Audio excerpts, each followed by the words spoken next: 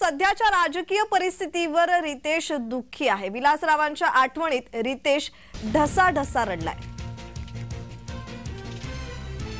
अमित देशमुख यांनाही त्यांनी आवाहन केलं आहे। अमित देशमुख आता योग्य पाऊल उचला असं म्हणत लातूरातून रितेश देशमुख यांनी सूचक वक्तव्य केलं आणि त्यानंतर रितेश देशमुख भाऊक झाल्याचं पाहायला मिळालंय। सध्याच्या राजकीय परिस्थितीवर रितेश दुःखी असल्याचं पाहावयास मिळालंय। विलासरावांच्या आठवणीत रितेश ढसाढसा रडल्याचंही पाहायला मिळालंय।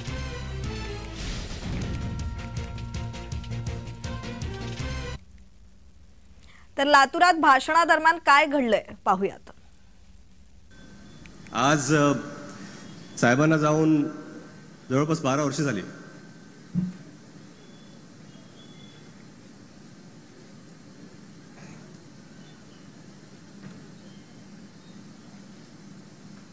थोड़ी पर